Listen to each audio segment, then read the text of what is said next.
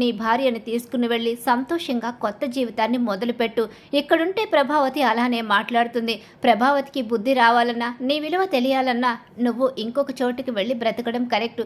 నీ కుటుంబాన్ని నువ్వే పోషిస్తున్నావు. ఎక్కడున్నా నీ తండ్రిని నువ్వు చూసుకోవచ్చు. మీనాని సంతోషంగా చూసుకోవాలి. మీనా సంతోషంగా ఉండాలంటే నేను చెప్పిందే కరెక్టు. ముందు భార్యాభర్తలుగా బంధాన్ని ఏర్పరచుకోమని చెప్పేసి ఇక షీలా అయితే సలహా ఇస్తుంది. మీనా మీద అప్పటికే బాలుకి ఎంతో ప్రేమ ఉంటుంది. అలాగే మీనా కూడా బాలు మంచి మనసుని అర్థం చేసుకుంటుంది. బాలు తన వైపు ఎంతగా నిలబడుతున్నాడో తెలుసుకుంటుంది. అలా తెలుసుకున్న మీనా బాలుల మధ్య ప్రేమ మొదలవుతుంది. ఇద్దరి మధ్య భార్యాభర్తల బంధం కూడా ఏర్పడుతుంది. ఇక అనుకున్నట్టుగానే తను నానమ్మ చెప్పినట్టుగానే వాళ్ళిద్దరూ ఒకటవుతారు.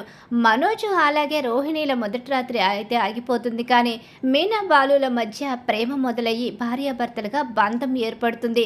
ఇద్దరూ సంతోషంగా ప్రేమగా ఉండడం మొదలు పెడతారు. వాళ్ళిద్దరూ అలా సంతోషంగా ఉండడం చూసి, వీళ్ళ శాంతి ముహూర్తం లేట్ అవ్వడం చూసి ప్రభావతికి మాత్రం పెద్ద షాక్ అయితే ఎదురవుతుంది.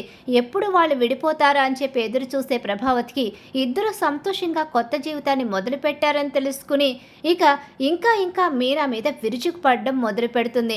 అలాగే ఇక రోహిణి పనులు కూడా తన చేతే చేయించడం మొదలు పెడుతుంది. ఇక తన నానమ్మ షీలా చెప్పినట్టుగానే మీనాని తీసుకుని ఇల్లు వదిలి వెళ్ళిపోవాలని చెప్పేసి బాలు అయితే నిర్ణయించుకుని ఆ నిర్ణయాన్ని తన తండ్రి సత్యానికి కూడా చెప్పేస్తాడు. అలా చెప్పడంతో మీనా ఇక్కడుండే అవమానాలు పడే కన్నా దూరంగా ఉండి సంతోషంగా ఉండడమే కరెక్ట్ అనుకున్న సత్యం కూడా అంగీకరిస్తాడు. అలా ఇక ప్రభావతికి అయితే పెద్ద షాక్ ఎదురవుతుంది. రాబోయే కథలో ఇలా అయితే జరగబోతుంది. ఇలా జరగాలి, మీనా బాలు కలవాలని చెప్పి ఎవరైతే కోరుకుంటున్నారో మా వీడియోని తప్పకుండా లైక్ చేయండి. అలాగే గుండె నిండా గుడిగంటలు సీరియల్ అప్కమింగ్ ఎపిసోడ్స్ టీవీలో కన్నా ముందుగా చూడాలి అనుకుంటే మా ఛానల్ ఇప్పుడే సబ్స్క్రైబ్ చేసుకు పక్కన ఉన్న గంట సింబల్ ఆల్ మీద క్లిక్ చేయండి.